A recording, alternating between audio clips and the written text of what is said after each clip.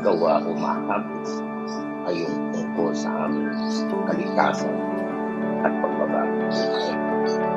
Kaya salamat po, Panginoon, sa iwang ito ay aming na-express o aming pamamahal sa iyo.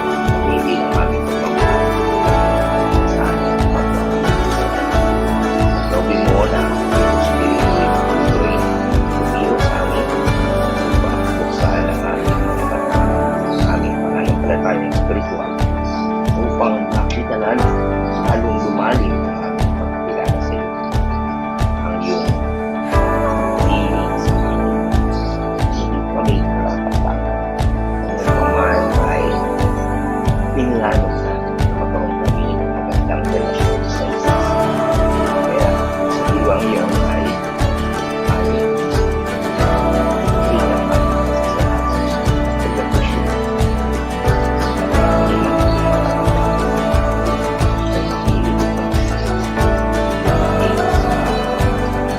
kung aming dalangin, salamat sa pangalan ni Jesus. Sa araw ko,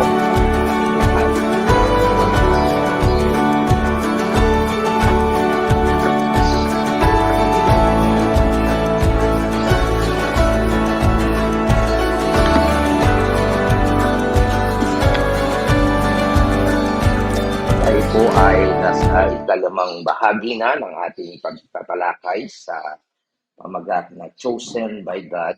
Okay? At ito nga po ay matatagpuan natin sa unang Pedro, chapter 1, verse 1 and 2. At mangyari po na basahin muli natin ang paksa na pinagmumula ng ating pag-aaral. At ito nga po ay makita natin sa unang Pedro, chapter 1, verse 1 and 2. Okay? At mangyari po na tayo muling tumayo at ating pong basahin ito ng sabay-sabay. Sabi po dito, unang Pedro, chapter 1, verse 1 and 2, mula kay Pedro, isang apostol ni Jesucristo, sa mga hinirang ng Diyos na nasa iba't ibang lalawigan ng Pontio, Galacia, Cappadocia, Asia at Bithynia. Kayo'y pinili ng Diyos Ama ayon sa kanyang kaalaman sa mula't mula pa at pinabanal ng Espiritu Santo upang maging masunurin kay Jesucristo at nalinis sa magitan ng kanyang dugo. Sumagana nawa sa inyo ang pagpapala at kapayapaan. Okay, ito po ang salita ng Panginoon. Pwede na po kayong maupo. At ayon po sa ating pag-aaral ay ating pong tinalakay ang mga elemento o mga bahagi patungkol sa pagpili ng Diyos. Okay? Ang una ay yung nga pong nature. Okay? Ano ba yung likas ng pagpili ng Panginoon? Ito ay makita natin na ang pagpili ay ito'y nakasalalay sa Diyos. Siya ang pumili, hindi tayo ang pumili sa Kanya. Tama? Pangalawa ay ang kondisyon ng mga pinili. Ang mga pinili ay tayo ay alien in the world. Okay? Nangingibang bayan pa tayo. Hindi pa tayo, yung ating kalagayan sa ngayon ay hindi pa po ito permanente. Meron pong inilaan ang Diyos para sa kanyang mga pinili. At yung nga po ang kalangitan. Tama?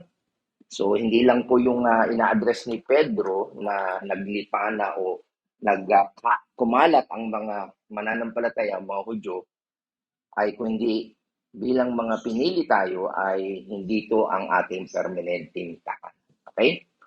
Pangatlo ay yung pinagmula, source ng ating eleksyon.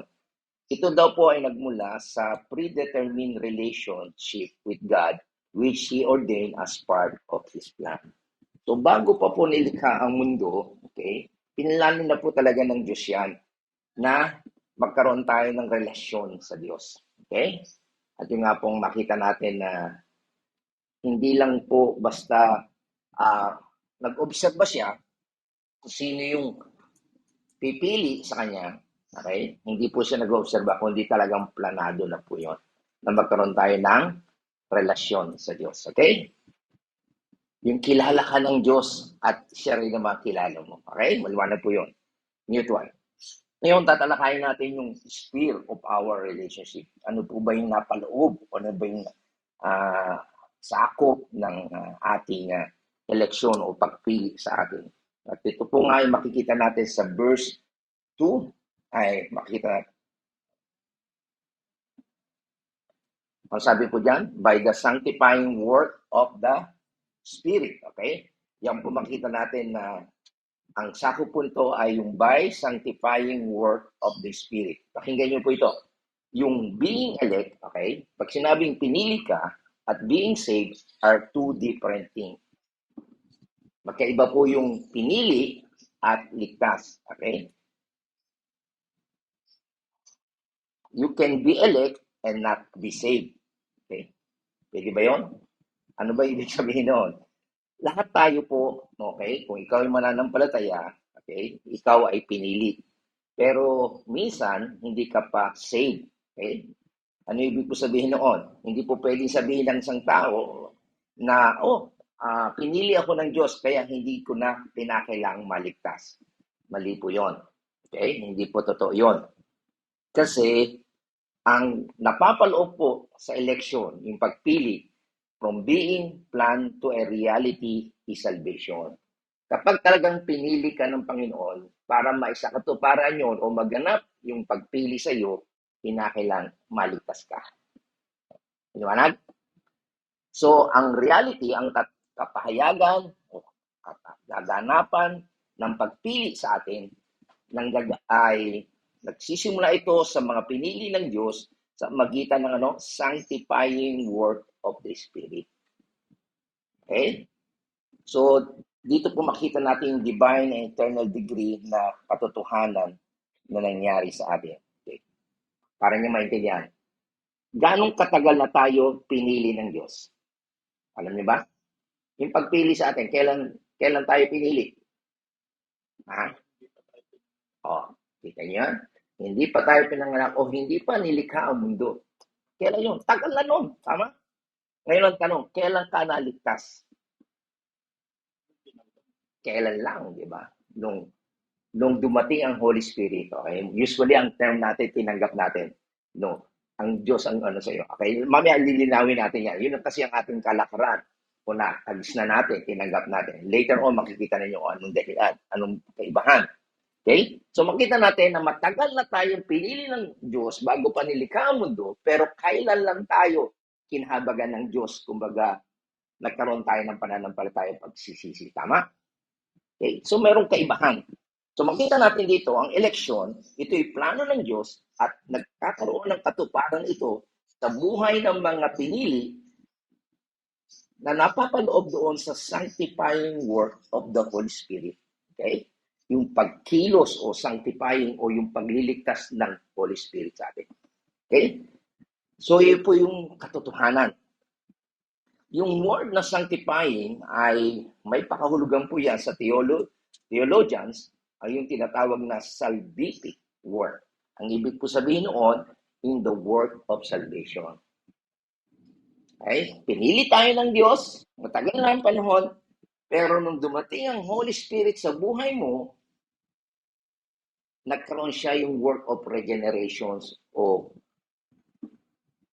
pagliligtas sa iyo. Okay? So ito po yung binabanggit ni Peter na nasa isip niya na yung sinasabing sanctifying work of the Spirit is the new birth. Okay? Kaya nga, sa ating pag-aaral o sa mga theology o sa Reformation, nauuna po yung regeneration o new birth kaysa sa faith. Babaguhin ka ng Holy Spirit kasi patay tayo spiritually. Bubuhayin ka niya. Yung dati wala kang interest na makinig. Ayaw mong mapakinggan ang salita ng Diyos. Parang kay Saulo, papatay siya ng mga Kristiyano, pero nung kumilos ang Diyos sa kanya, di ba? Natago siya. Yun po ang work ng Holy Spirit. Okay? Bibigyan kanya ng new birth. Okay?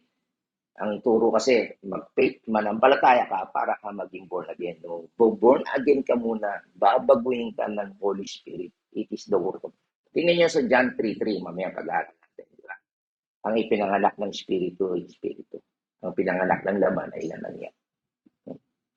Liwanag? So, ang tinutukoy po dito ni Peter sa sanctifying work of the Spirit ay yung tungkol sa salvation. Ito po yung regeneration. Bubuhayin ka. Yung patay na kaisipan mo, pakikilusin ng Diyos para manampalataya ka at magsisisi ka. Yan ay lahat ay ginawa ng Holy Spirit. Okay? So, yung repentance. Okay? Kaya, kapag nagtuturo tayo sa bata, hindi lang basta tanggapin niyo si Jesus Christ. Para mo ma-appreciate, para mo matanggap si Jesus Christ, kinakailangan ituro mo na makasalanan sila para magsisi sila. Kaya kailangan nila ng tagapagligtas. Kasi kung sasabihin, mahal lang kayo ng Diyos, ano man ang ginagawa ninyo, okay lang magpatuloy kayo. Kailangan merong repentance. At yun namang iba, kaya ayaw nila na sumampalataya kasi they love what they're doing. Ayaw lang magsisi. Kita niya? So, mamaya, in-insert ko na ito para doon sa hindi a-attend ng membership class. Ito yung pag-aaralan natin, tiyempong-tiyempo ito tungkol sa sanctification. Meron tinatawag na definitive sanctification. Okay? At ang ibig nga sabihin ito ay ito yung simply o ibang way of preparing to the basic in radical change. Talagang babagong instantly. Okay? Take place in the sinner's moral condition when he united in Christ in regeneration and conversion. So yung nagkaroon ka ng pananampalataya sa Panginoon, nagsisi ka, nanampalataya ka sa Panginoon, yung term na sinasabi nyo, tinanggap mo ang Panginoon, yung totoo ha, hindi yung nagdadaya-daya ka. So, the Reformation, hindi gagamit yung word na accept. Okay? Kasi sa Bible din yung sinasabi na you must repent and believe. Okay? Yun yung regeneration na nangyari sa iyo. Nagkaroon ka ng conversion. At that moment, okay, ang Holy Spirit ay kumilos sa iyo. Sinantify ka niya. At yan po yung makikita natin sa Titus chapter 3 verse 5. Sabi, iniligtas niya tayo, hindi dahil sa ating mabubuting gawa, kundi dahil sa kanyang habag sa atin.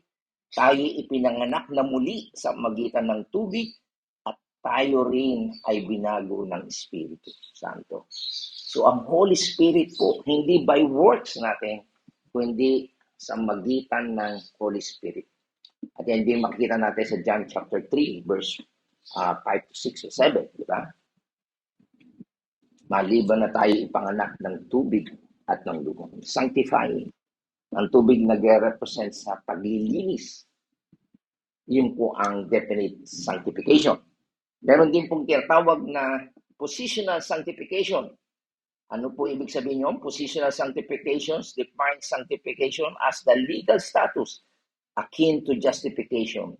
Yung tingin sa iyo ng Diyos, not guilty ka. Yun yung ating justification, di ba?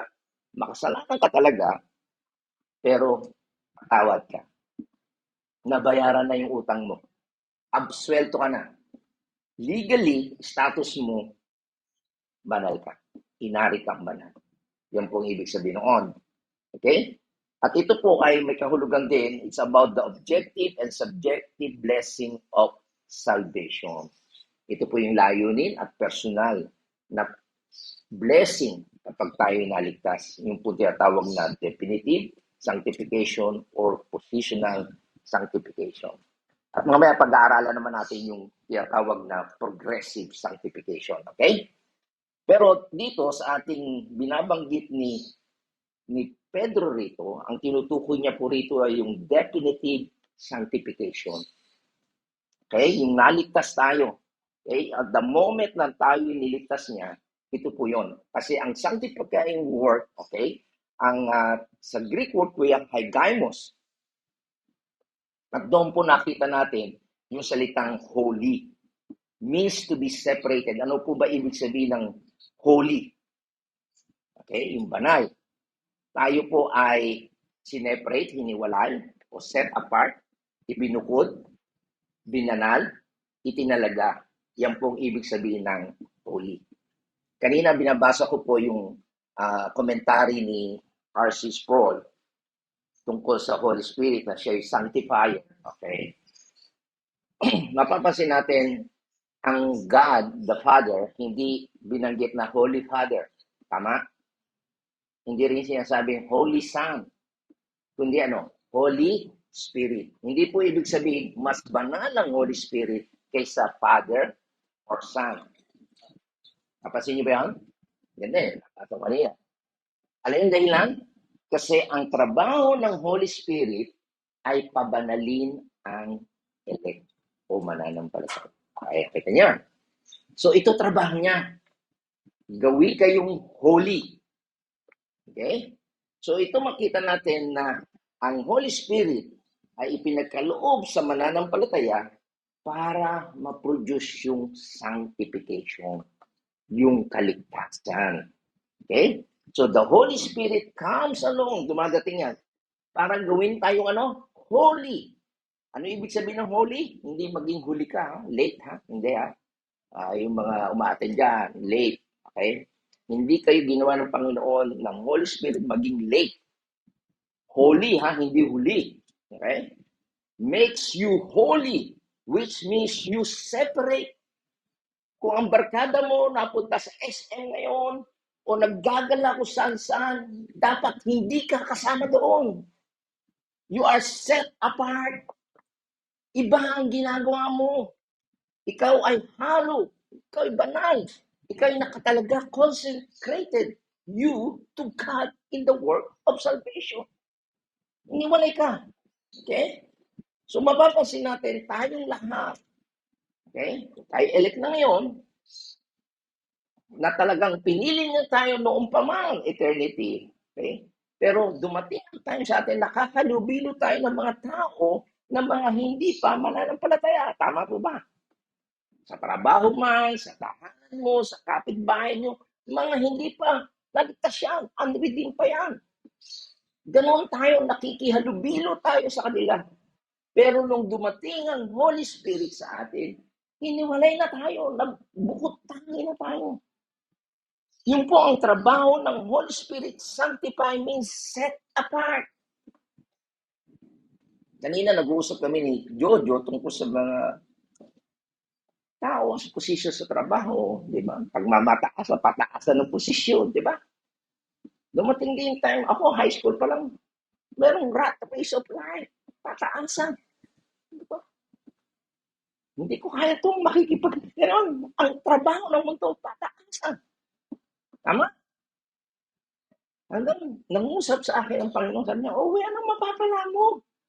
Kung yan ang direksyon ng buhay mo, ano mapapala mo kung makamtan mo man ang kayaman? Doon na ito, mapangama kayo ka. Doon po nangusap sa akin ang Diyos. Mali, nagsisi ako, maling direksyon ng buhay ko. Ayoko na noon, sabi ko. Kita niyo? That's the work of the Holy Spirit. Iibahin kung yung direksyon ng buhay mo, nakikipagkompetensya ka sa mundo na ito. Gusto mo maging mataas, maging mayaman. Halos lahat. Ganyan tayo. Pero ang gagawin ng Holy Spirit sa iyo, ibubukot ka, aalisin ka doon. Yan ang gagawin ng Holy Spirit sa buhay mo. Sanctified means set apart. Tingnan nyo, ang sinasabi sa 1 Peter chapter 2, verse 9 to 10. Tingnan nyo ngunit kayo isang lahing pinili. Okay, sinabi ni Pedro, grupo ng maharlikang pari. Iba na ang katayuan nyo. Isang bansang nakalaan sa Diyos, consecrated to God. Bayang pag-aari ng Diyos upang magpahayag ng kahangahangang ginawa niya. Siya ang tumawag sa inyo mula saan? Sa akin galing? Sa kadiliman. Patungo saan? Kaliwanagan. Kaya bukod tangi na tayo, i-set apart tayo. Grupo ng mga ginagawa ay kadilimang kasamaan. Aalisin ka roon. From kadiliman to kaliwanagan. Dati hindi kayo bayan noon ng Diyos. Ngunit ngayon ay bayang iniiba ang posisyon mo. Dati wala kang tinatanggap na habag o mercy. Ngayon nandoon yung mercy o habag sa iyo. Bakit yan? That's the work of the Holy Spirit. Iniiba niya tayo. Hindi pa pwedeng mananampalataya ka sa iba, tinanggap mo ang Panginoon, pero parehas din, walang nakikita ang pagbabago. Mali yun. Okay?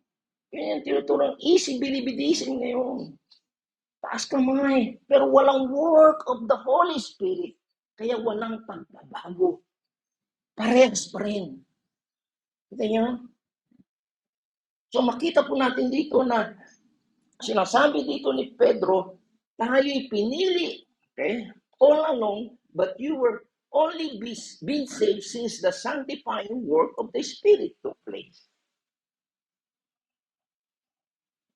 Matagal na tayong pinili ng Diyos, pero kailan lang tayo naligtas? Noong nag-work ang Holy Spirit sa atin. Kasi we set apart from sin, mula sa kasalanan, namumuhay, nag-enjoy tayo sa kasalanan, patungo sa Diyos. Kaya yung ibang tao ayaw magsisi, nag-enjoy pa rin. Kahit na anong pangaral mo ng Ebanghelyo, ayaw nilang iwanan ang kasalanan. Kasi hindi nga natin itinuturong, you must repent. Magsisi ka. Kung hindi ka magsisisi, mapapahama ka. Okay? You set apart from darkness. Galing ka sa darkness unto light. You set apart from unbelief to faith. Dati ayaw mong manampalataya kay Jesus Christ. Nagkaroon ka ng pananampalataya sa Panginoon. You set apart from the love of iniquities to repentance.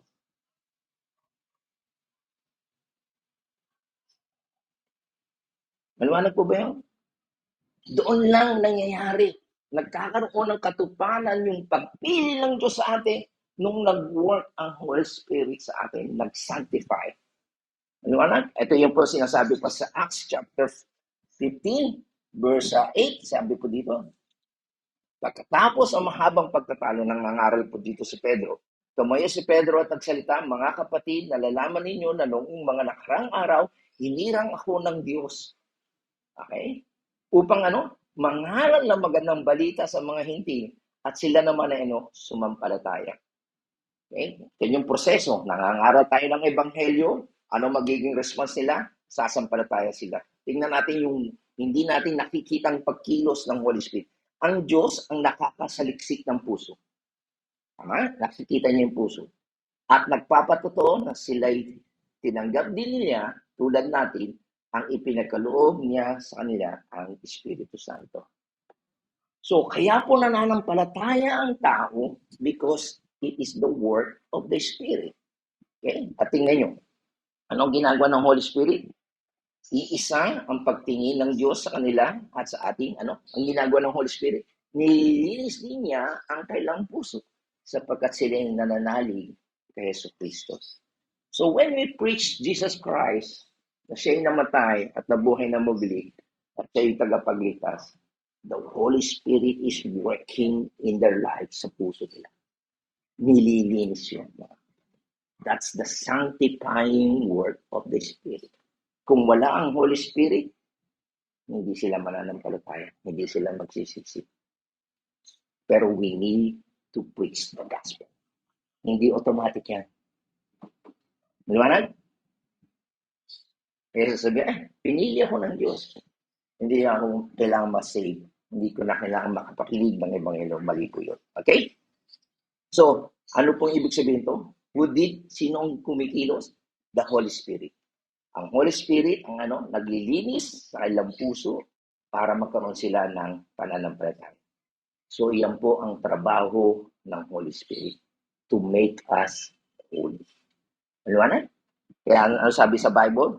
That's why the Bible says, sabi ni Jesus Christ, you must be born of the Spirit. Ang ibig sabihin ng born of the Spirit, it is the Spirit who comes and set us apart from sin and unbelief unto faith and holiness. So, it is the work of the Spirit. Kaya nauuna po yung regeneration para ikaw ay manampalataya. Hindi po yung turo ng iba. Akala natin, magkaroon ka ng pananampalataya para maligtas ka. O ma-born again ka. No, born again ka muna ng Holy Spirit para magkaroon ka ng faith. Okay? Katulad po yan na, kasi nga yung minsan yung faith, nagiging human faith yun. Na parang makikita mo, works mo yun. Kaya yun po yung turo ng Armenian theology. Okay? Pero kung titingnan nyo po, sa Reformation o sa Calvinism, mauuna po yung work ng Holy Spirit para magkaroon ka ng repentance and belief. Tama? Ang ganda po ng ilustrasyon. Tingnan nyo. Sabi niyan, sa John, verse 3, 5 to 6, sabi niya, sumagot naman si Jesus, pakatandaan mo, maliban ng isang tao, ipanganak sa pamagitan ng tubig at ng espiritu. Yung tubig po ay hindi yung baptism, kundi yung simbolo po yan ng cleansing. Hindi ito makakapasok sa kaharian ng Diyos. Ang taong ipinanganak na sa laman ay laman niya, at ang pinanganak ayon sa espiritu ay espiritu. So maliwanag, may ilustrasyon. Okay? Si CJ, hinintay niya yung kanyang panganganak. Ang bata ay lumabas ng kusa. Di ba? Pero kasi hindi siya gagapang. Okay? Yung mata, wala siyang gagawin para siya lumabas. Iniire yan. Tama, no? At pag sumabog yung tubig, anyway, in timing. Di ba? So, ganoon din ang Holy Spirit. Born of this, wala kang on your own self. Wala kang gagawin. It is the work of the Spirit. Yung salvation mo, it is the work of the Spirit. Kaya hindi tayo naligtas, sabi sa Titus chapter 3, by our works. It is the Holy Spirit. Ayan po, maliwanag yan sa Titus chapter 3. Di ba?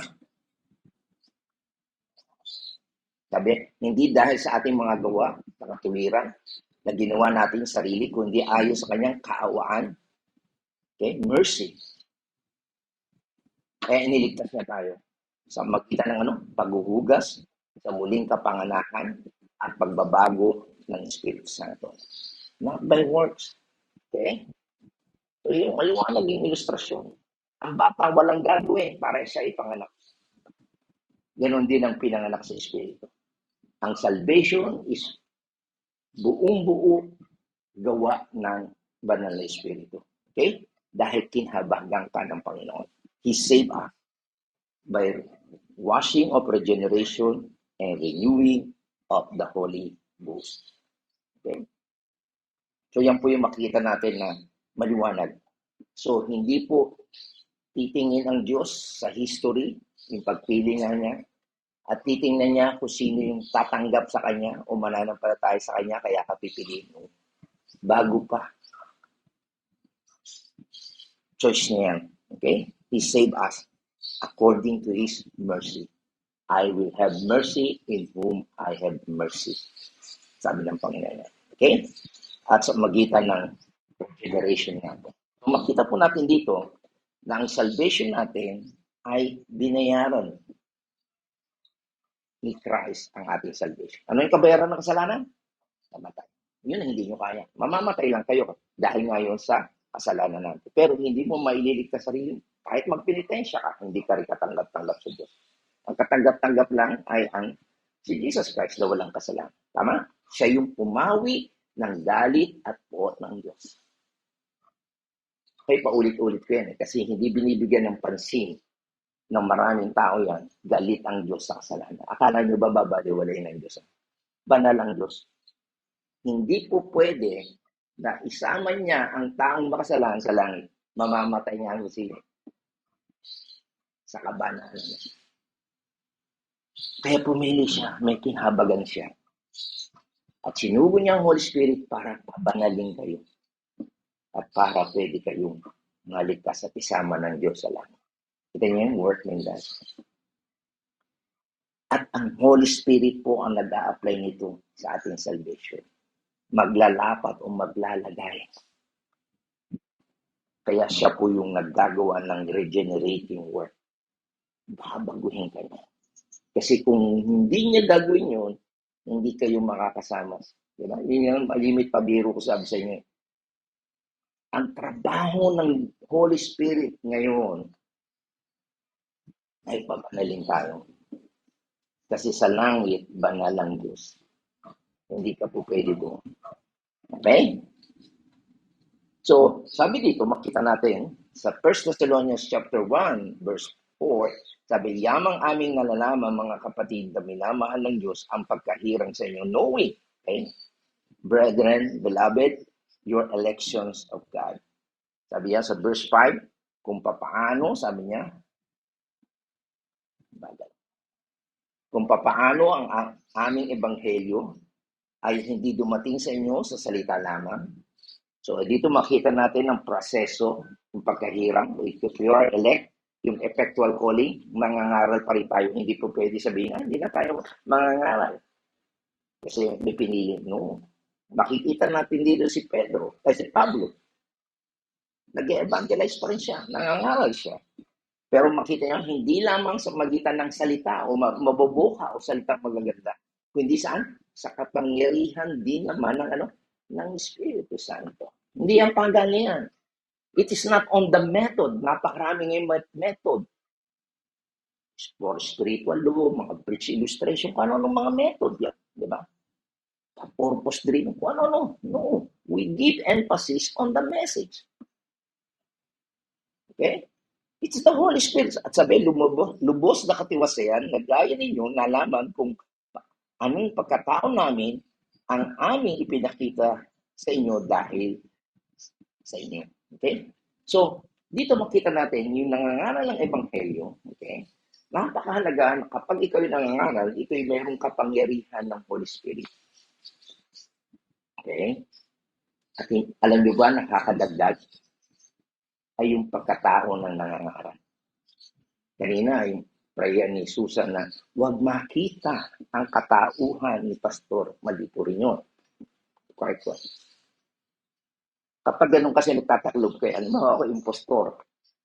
Huwag niyo akong makita. Okay? Ang pakinggan niyo yung salita. Ganyan po mga presayo, sabi ng Panginoon. Pakinggan niyo yung sinasabi niya, huwag niyong gayahin na kailang buhay. Di ba?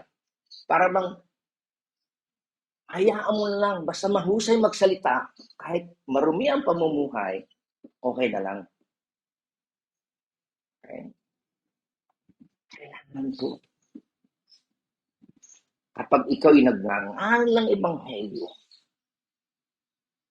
of course, kailangan yung Holy Spirit nakikita sa buhay ng ipinangangaral ang kapangyarihan. Nakakadagdag po. Di ba na? May maganda po akong nabasa sa devotion ko this week. Yung Titus chapter 2 verse 10. Tingnan niyo po. Para sa mga mananampalataya. Okay? Wala po ito sa aking notes. Gusto ko lang pong bigyang diin sa inyo na patunga kasi sa ating kapag tayo nangangaral. Sabi po dito, Titus chapter 2 verse 10, sabi niya, ni kupitan man, dapat silang maging tapat sa lahat ng pagkakataon, okay?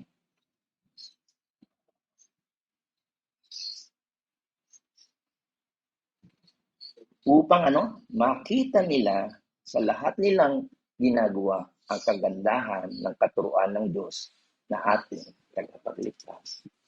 So, sa ating pong pagtuturo, makita ang kabutihan ng Diyos. Okay? Kaya itong week na ito, ang dami namin pong trabaho na paglilinis aircon, pagkakabit ng electrical. The purpose is ipakita mo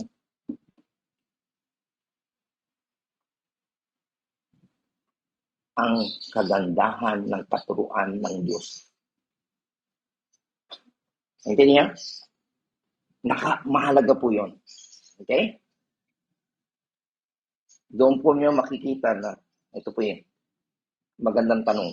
How do we know that you were elect? Yeah, magandang tanong yan. Diba? Hillary, diba? Magandang tanong yan. Mga tanong yan. How do you know you were elect? Hindi natin kasi alam yan. Hindi ko alam Hindi ipinalam ng Diyos kung sino yung mga pinili niya. Pero meron pong binanggit ang Bible. Ano sabi niya sa 1 Thessalonians chapter 1 verse 4? Okay? Because we saw the Spirit comes with power and change life. Okay?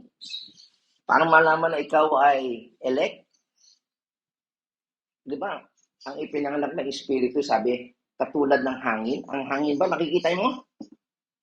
Pero nararamdaman mo ba? Pag tinulak ka, ang lakas ng hangin mo, di ba? Tama? May power yun. Yung dati ayaw mong magsisi, dati ayaw mong manampalataya sa Panginoon, dati gusto mo yung gumawa ng kasalanan, may power yung para tanggihan mo. Tama? Kaya, mababago ang iyong buhay. That's the only way you can know. And that's when election comes to reality. Kaya malalaman mo na ikaw ay talagang pinili ng Diyos. Okay? Dahil yung Holy Spirit binago ka. At binago yung buhay mo. Maniwanag po ba? Kayo lang at ako ang nakakalam personally. Alright? Magkakaroon lang ako ng hint kung kayo talagang nakikita yung pagbabago sa buhay ninyo. Okay? Tingnan pa natin sa 2 Thessalonians chapter 2 verse 13. Sabi niya, ngunit kami ay nararapat magpasalamat sa Diyos dahil sa inyo, mga kapatid na minamahal ng Panginoon sa kakahirang sa inyo ng Diyos buhat ng pasimula sa ikaliligtas sa pagpabanal ng Espiritu at pananampalataya sa katotohanan. Okay? Sa wikang English, chosen you to salvations. Okay? Pinili tayo para maligtas sa magitan ng sanctifications of the Holy Spirit at nanampalataya tayo saan? Sa katotohanan. Okay? So yan po makikita natin. Ang ginagawa ng Holy Spirit ay mag-produce ng pagbabago, paglilinis, pag-separate, paghiwalay. Okay?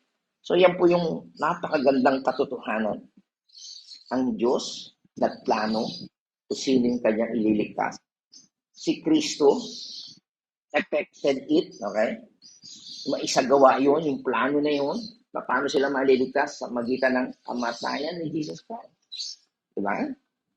At ang Holy Spirit ang nagsakatuparan nito o kaganapan nito sa buhay mo. Nakita niyo yung work ng Trinity, ng God the Father, God the Son, and the Holy Spirit sa salvation ng isang mananampalataya o ng kanyang pinili. Nakita niyo po ba yan? Okay? Sabi po dyan sa Romans chapter 15 verse 6, sabi niya, upang ako'y maging ministro ni Kristo Jesus sa mga hintil na nangasiwa sa Ebanghelyo ng Diyos upang ang mga hintil ay maging kalugod-lugod na handog palibas ay pinagiging banal ng Espiritu Santo. Okay? So tayo ng mga hintil ay maging katanggap-tanggap sa magitan ng sanctification o sanctified by the Holy Spirit. Pinagiging banal po tayo. Okay? So yan po makita natin na ito yung same na term of praise na ginagamit ni Pedro na patungkol sa salvation. Okay? Kaya po tayo naligtas ay sa magitan ng sanctified by the Holy Ghost o pinagiging banal ng Espiritu Santo. So, ano ibig sabihin ng sanctification, work of the Spirit? I-set apart po tayo para sa Diyos. Okay? Tingnan nyo. Ano sabi ni Pablo sa 1 Corinthians chapter 6, verse 9 to 11. Tingnan nyo, ha? Ang ina-address ni Pablo dito ay mga mananampalataya. Sabi niya, hindi ba ninyo alam na ang mga makasalanan ay walang bahagi sa kaharian ng Diyos? Huwag ninyong dayahin ang inyong sarili.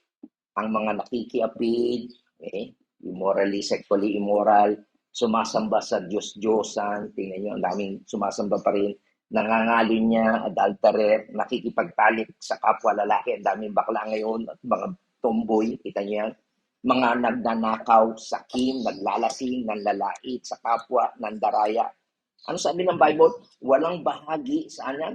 Sa kaharian ng Diyos. Pero ngayon, normal na lang yan sa iba. Pinanonood pa natin sa TV. Tuntua pa tayo dyan sa mga bakla na yan. Okay? Pero sabi niyan, ano sabi ni Pablo? Ganyan ang ilan sa inyo noon. Kita nyo? Ang dating mga mananampalataya sa Korinto, yun ang klase ng buhay nila. Subalit kayo, anong ginawa na ng Diyos? Pinatawad na sa inyong mga kasalanan. At ginawa na kayong banal ng Diyos. Kita niyo? Kung dati gano'n ang ginagawa ninyo, ngayon, pinawalang sala na rin kayo sa pangalan ni Jesucristo sa pamamagitan ng ng Holy Spirit. Kaya sasabihin mong Kristiyano at walang pagbabago, parang imposible, di ba? Ang trabaho ng Holy Spirit, aalisin ka sa mali mong ginagawa at ililipat ka. Tama? Okay. So, minsan, ako rin yung aking paniniwala o yung dati, ang sanctification ay I think ay binabanggit natin ito happen after you are Christians. Di ba? Meron akong illustrasyon, condemnation, justification, sanctification. Naalala niyo po yan? Process of life. Pero nakakalimutan natin yung definitive na sanctification, nag-start po yun sa salvation. At ang ipinuduce po noon ay justification. At meron pong tinatawag na mamaya, banggitin natin yung tinatawag na it and grace. Ibig sabihin, kapalo po yan. Simula sa salvation, okay, nung ikaw ay nag-repent, nag-believe, sinantified, that's the work of the Holy Spirit.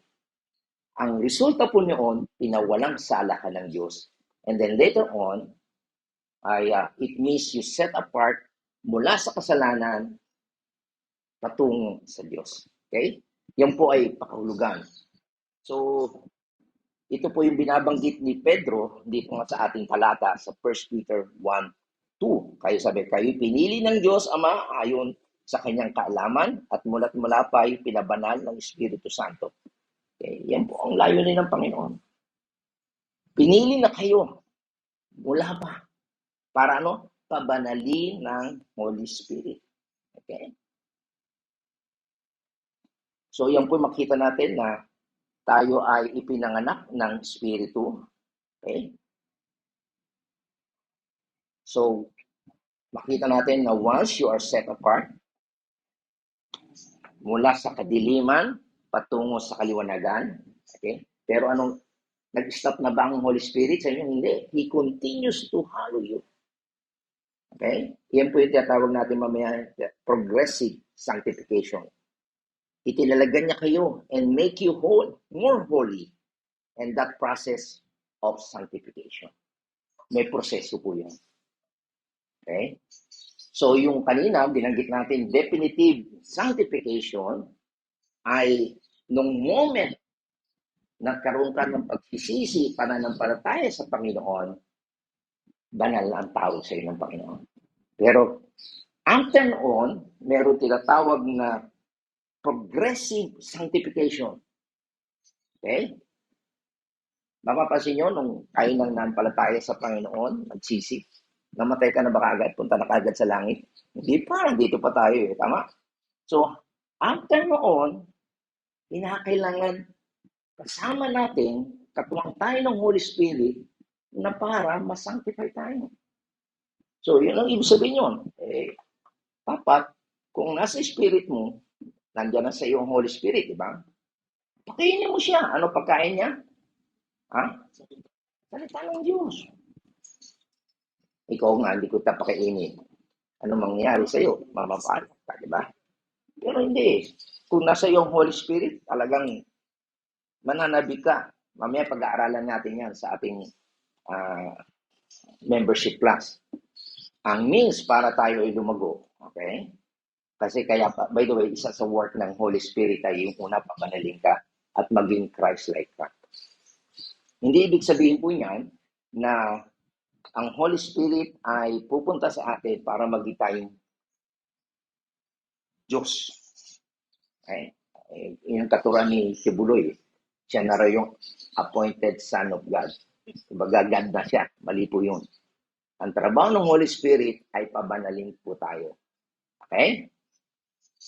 Yung Spirit ng God ay nasa atin para maging Christ-like po tayo.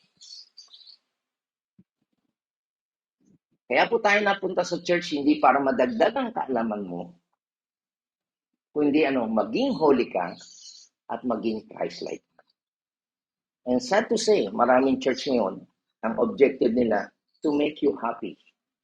Kaya napunta sila doon sa mga masasaya. Di ba kayo din minsan, anak ko saan ka happy? Mali po yun. Ang gusto ng Panginoon, make you holy and more Christ-like. Intindihan niya? So, habang po tayo nabubuhay, yung po ang trabaho ng Holy Spirit sa ating buhay.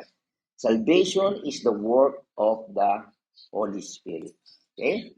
So, yan po makita natin, you are born of the Spirit. Ang Spirit po ang nagkakaloob ng pananampalataya sa iyo. Ang pananampalataya po ay regalo ng Holy Spirit. At ang Holy Spirit po ang nagbubukas ng inyong puso so that you will believe. Hindi yung buksan mo ang puso mo, di ba? Hindi mo kaya. It is the Holy Spirit. At ang Holy Spirit turns you in order to understand the message of the gospel. Siya nagpapaunawa. Kaya kung walang Holy Spirit, hindi niya maintindihan yan. Maring patatanggapin niya, sino? Para lang umalis to. Ang kulit ng pastor na to. Sige na. Opo. Alis ka. Di ba? Kaya huwag kayo maniniwala lang sa salita o taas ng kamay. Tingnan niyo yung may pagbabago ba. Okay? Mandaraya ang salita ng tao. Sabi niyo, makita natin yan sa 2 Timothy chapter 2 verse 25, sabi, nasawayin may kaamuan ang mga nagsisilangsang, okay? Pag tayo ay mayroong mga kumukontra, sawayin natin, baka sakaling pagkalooban ng Diyos ng pagsisisi sa ikakaalam ng katotohanan. Okay? Isang salang natin, correct natin sila. Baka sakali, bigyan sila ng repentance. So it's the Holy Spirit nagbibigay ng repentance. Ang Holy Spirit ang siyang nag-turn you from sin and turns you toward God.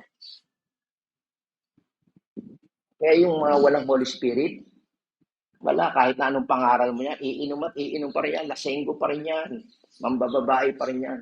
Kasi walang Holy Spirit. Okay? Kaya yung pinapangaralan nyo, binabahagi niya ng salita ng Diyos, wala. Hindi kikilos siya kapag hindi kumilos ang Holy Spirit. Because He's working out, bakit? The reality of elective purpose of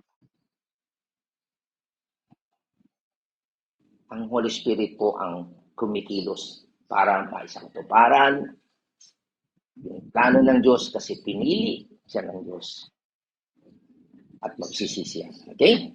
So yan po yung mga katotohanan na binabanggit tungkol sa Banal na Espiritu. At ito pa, marami pa. Kagaya sabi nga sa inyo, kaya nga po tinawag siyang Holy Spirit. Ang trabaho niya ay para ka maging holy, hindi huli. Okay?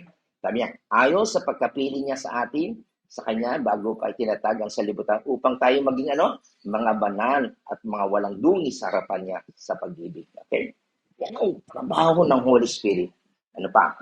Hebrews 12:24 at 14. Sundin ninyo ang kapayapaan sa lahat ng mga tao at ang pagpapakabanal na kung wala nito, sino man ay hindi makakita sa Panginoon. Okay? Holiness without which no man shall see the Lord. Kaya mga kapatid, kung hindi kayo, walang Holy Spirit sa inyo, hindi kayo magiging banal. At kung hindi kayo banal, hindi kayo pupunta sa langit. Intindihan niyo? Kaya okay lang yung sabihin niyo, baka naman banal, baka lumampas ka sa langit. Hindi.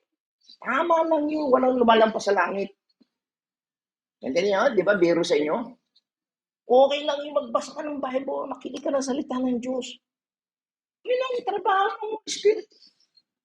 Pag sinabihan mo, thank you Lord, elect ako, nakikita ang Holy Spirit sa buhay ko. Eh kung holy ka naman ang huli, mukhang hindi yun. Joke lang yun, pero yung mga naguhuli dyan, Okay? Maintindihan nyo. Hindi yan ang gusto ng Panginoon. Okay? So, ang gusto ng Panginoon, maging holy tayo. Pero tandaan natin, hindi naman ibig sabihin yan perfection. Hanggat nandito pa tayo sa lupa, nasa lupang katawan tayo, hindi pa tayo perfect. Ang ibig sabihin yan, separation. Ano ba? Kagaya yan. Nagtetenis ako. Okay? May mga hindi believer yun. Yung mga ginagawa, ba nag-iinom mo na sila, hindi ka nakasama doon. Di ba? Yung nandadaya sila sa linya, hindi ka mandadaya sa linya. Mainitin ang ulo nila, nakikipag-away. Ikaw hindi. Ito nyo? Pamisa-misa na sumasama loob mo, naiinis ka rin mamisan, di ba? Pero mapipigilan mo. Okay? So, yun po yung ibig sabihin ng holy. Holy tayo. Kapag Kristiyano ka, holy ka, okay? At kinakailangan maging holy ka. Pero tandaan po natin, hanggat nandito pa tayo sa lupa, sa totoo lang, hindi pa talaga yung banal, yung perfect. Di ba? Pero makita natin dito na ang trabaho ng Holy Spirit ay ano? Ilayo ka sa kasamaan. Kung dati nag-enjoy ka bingo, tong eats, chismis dito, umagang-umaga pala, oh, Mari, ano yung atleta?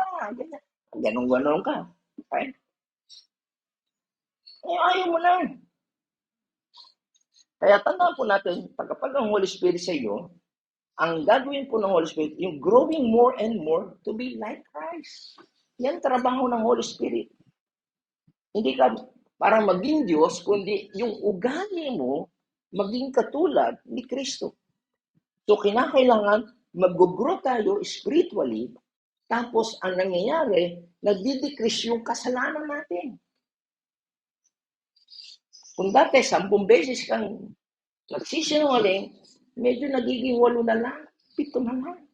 At least bumababa. Tama? Kasi sabi ni Pablo yan sa Romans chapter 7, yung gusto mong gawin, hindi mong magawa. Kung yung ayaw mo, ginagawa ko. At least may struggle. Kung harap, enjoy ka. Diba? Walang umawag sa okay ba? Uminom ba ako? Okay ba lang? Pagaling araw ko umuwi. Nag-enjoy ko eh. Pero ngayon may guilty ka eh. Ayoko na. Bawas na. Kung 10, iniinom mo. Malaki naman na tayo lasing na ngayon, 10 bote, no? 5 na lang. Hanggang sa mawala. Ito yung increasing reality of holiness. Nababawasan. Yung paggawa mo ng kasalanan. Ito po yung proseso. Pero ito yung nagsimula on the saving act of the Holy Spirit. Kasi kung hindi dumating ang Holy Spirit sa iyo, mag-i-enjoy ka na sa dati mong ginagawa eh. Okay? Ito po yung katotohanan ng New Covenant in the great way. Alam nyo, ako minsan pag nagdadrive ako, pag biglang sumagi yung kasalanan na nagawa mo nung araw, oh, sorry, matagal na yun. Thank you, Lord, pinatawad mo na. Hindi ko mag-i-enjoy doon. Yun. Kasi may Holy Spirit ka, pag naalala mo, yung mga nakagawa mo kasalanan, hindi ka. Pero nung wala ka man Holy Spirit, nag-i-enjoy ka doon eh. Di ba? Kaya mo nga ginawa ka, nag-i-enjoy ka. Tama. Ayaw mo na. Naiinis ka. Okay. So yan po makita natin sa Romans chapter 6, verse 22. Sabi po dyan, datapwat ngayon mga laya na kayo sa kasalanan at naging mga alipin ng Diyos, kayo mayroon inyong bunga sa ikababanal. At ang wakas ay buhay na walang hanggan. Okay? So yan po makita natin. Kapag talagang meron na tayo, alipin na tayo po ng Panginoon. Okay? Wala na tayo sa kasalanan. Ano ibubunga niyan? Kabanalan po. Liwanag po yan mga kapatid. So, kung sinasabi mong Kristiyano ka at walang pagbabago sa iyong buhay, teka, mukhang imposible ata yun. Ha? Kasi ang Holy Spirit, ang trabaho niya sa buhay mo, yung hindi mo paniniwala sa Diyos, ay bibigyan ka ng paniniwala sa Panginoon, pananampalataya. At iiwalay ka niyan sa kasalanan at maiinis ka na sa kasalanan. Okay? So, kung talagang Nilalayo ka na ng Holy Spirit sa kamatayan, patungo sa buhay, from darkness to light. Ang tawag sa iyo ngayon ay ano? You are holy. At ito ay ano? Dapat makita sa iyong buhay. At kapag hindi ganito ang nangyayari sa iyong buhay, malamang ang ebanghelyong itinuro sa iyo ay mali, malungkot. Okay? So makita po natin may kaibahan. Okay? Bakit? Kasi dati po ano, we are slave of sin, di ba? Alipin tayo ng kasalanan. Ang magandang ilustrasyon niya yung alipin na yung parang adik ka.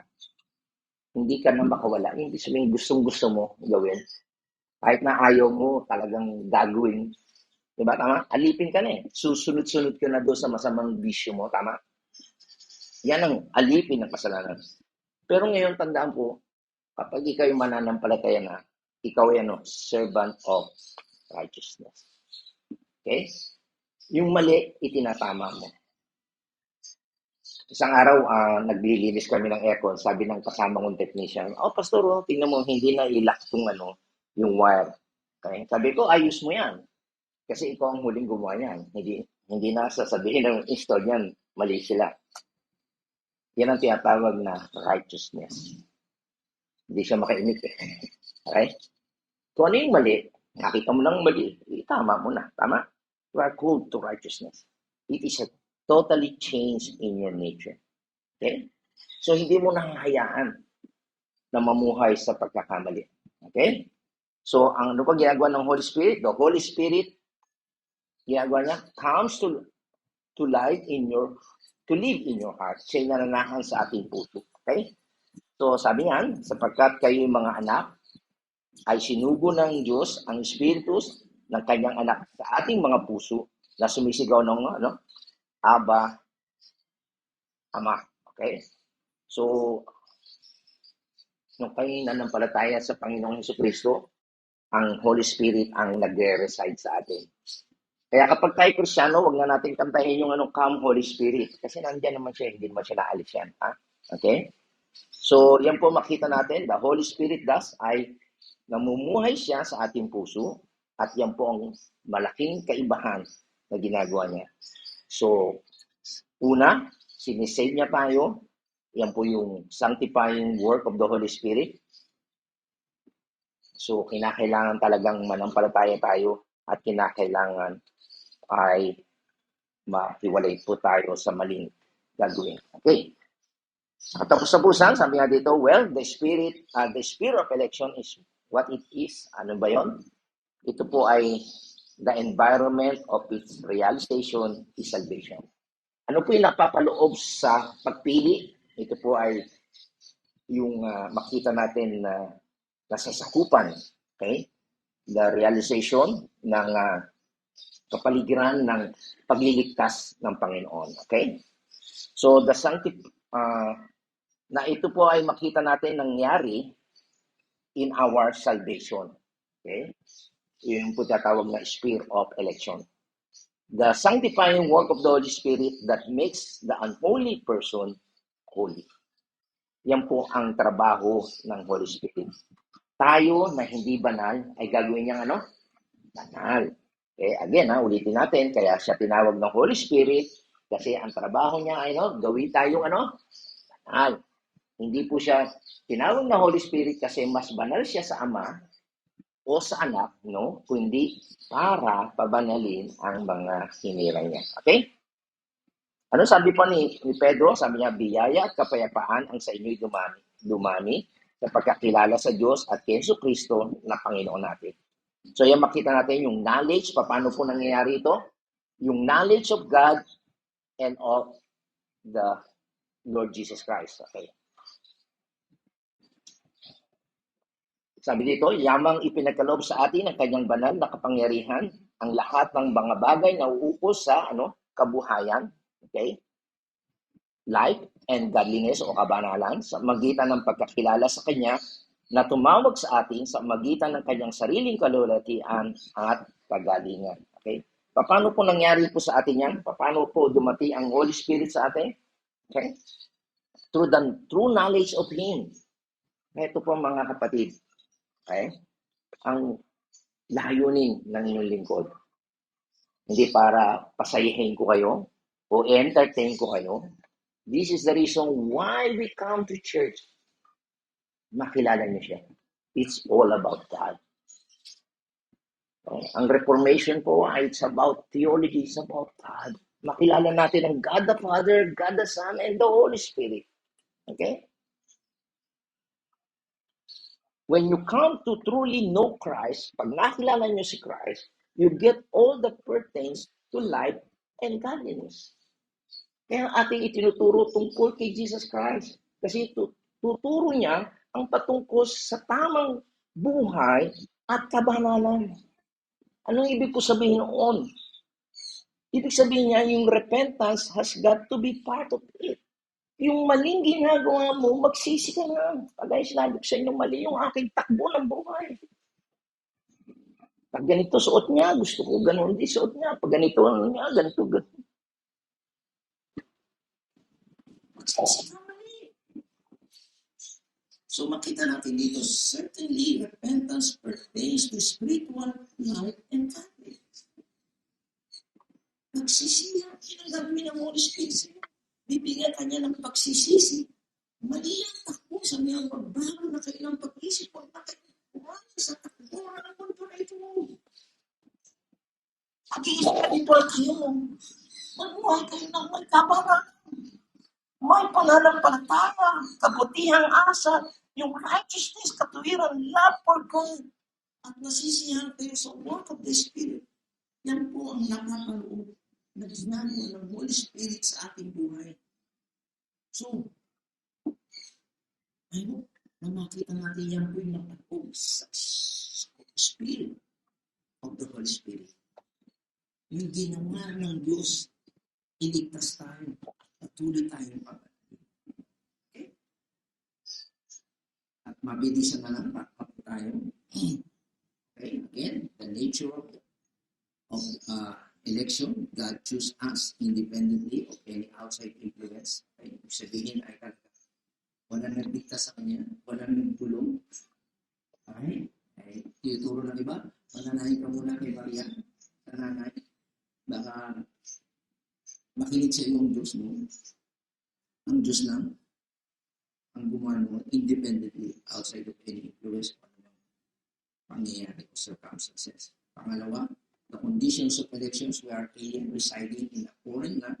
Okay? Tayo ay namumuhay ng ibang-iba sa mundo na ito. Okay?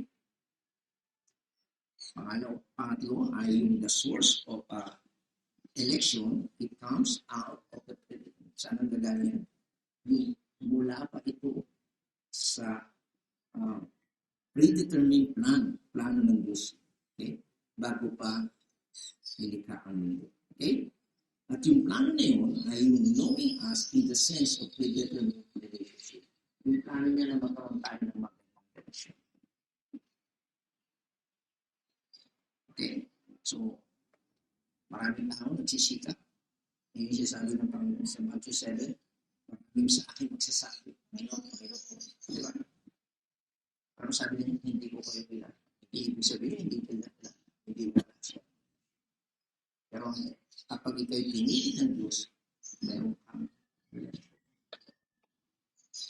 Kaya si Sakeo, kilala niya, Sakeo. Makasalanan siya. Sakeo. Kasi kasama siya. Ganun din tayo. Kailangan ko.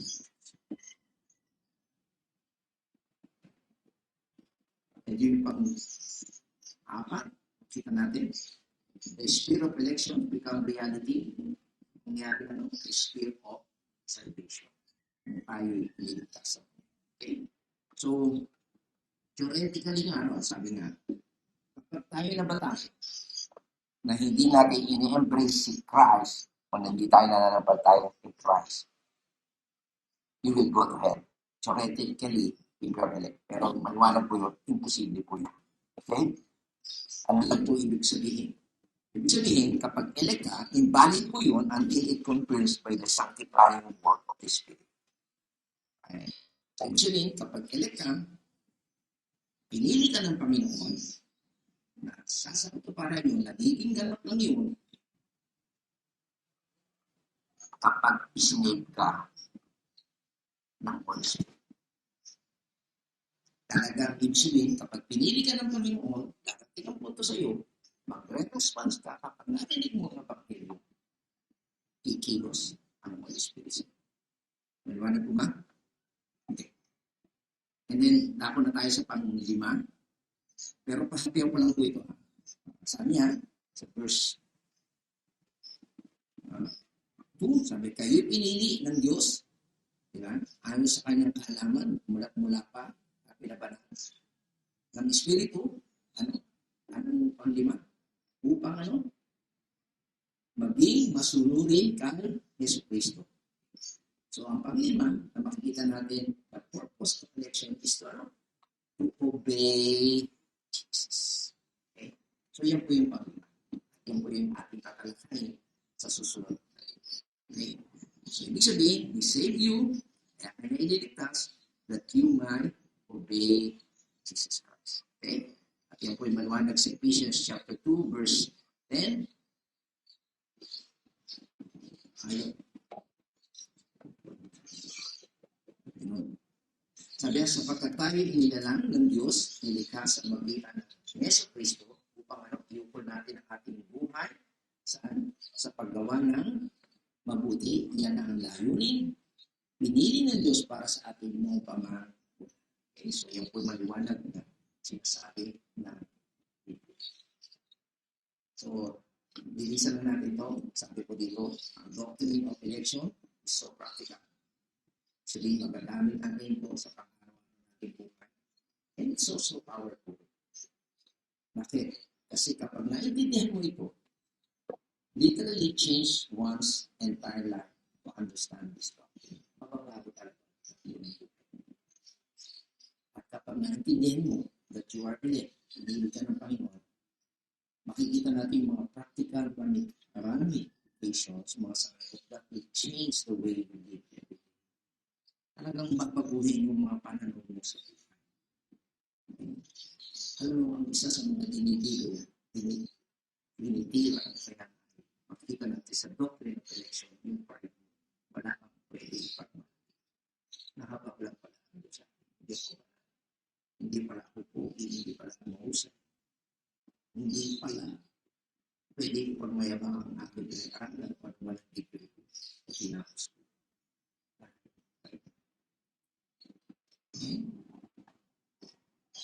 It will also deal with the matter of worshiping heart. Ano mo siyang sasambahin? Sino ka nakapiliin kayo? Diba pag ikaw pinili?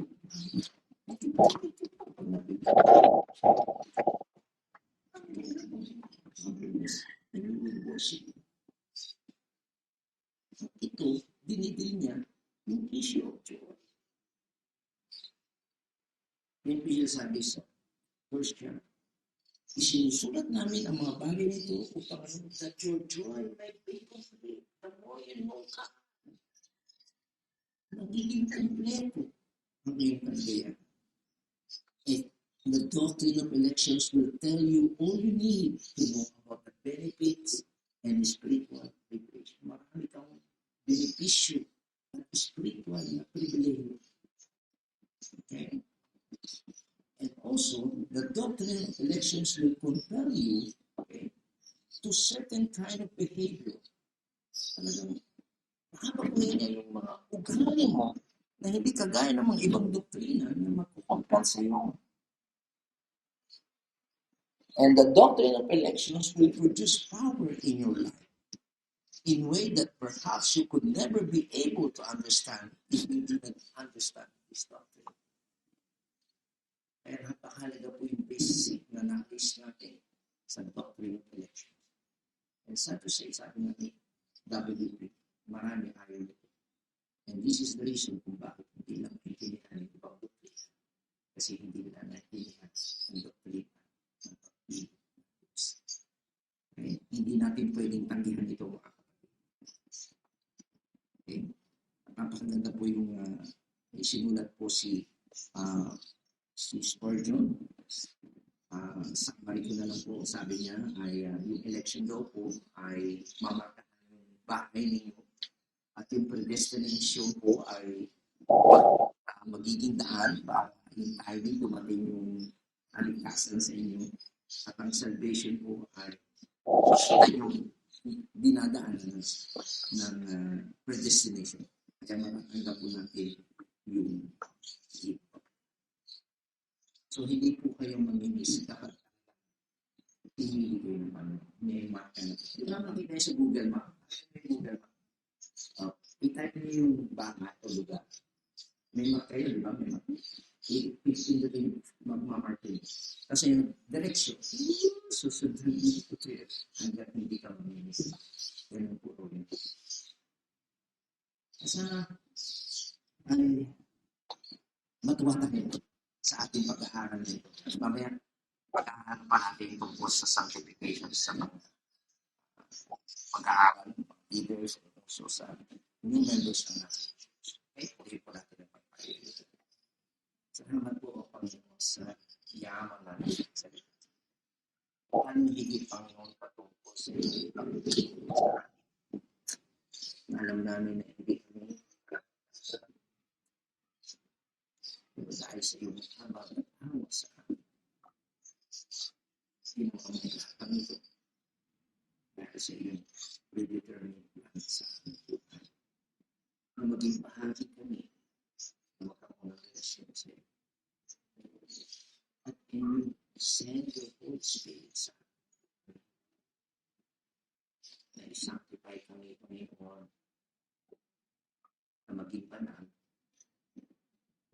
naging katulad ni Kristo. Lord, we are so much grateful talaga sa pagkakandang namin mo sa amin ng mga makasalanan, sa mga hindi banal, sa mga maging banal upang makasunod yan sa kanila. Nawa ay maintindihan namin ito, na-enjoy namin yung buhay namin. Kasama ka, kahit hindi kami mag-enjoy o sa dating kasi ng buhay namin sa kasalanan. Hindi hiniwalay mo na kami sa mga masamang gawain. At kasama natin we're so thankful that we have a church. Kaya parang kami iniligtas mo. Talagang na-excite kami sa iyong kadakilan sa amin. Hindi kami nakasalabi sa mga material, mga financial, mga panglabas lamang.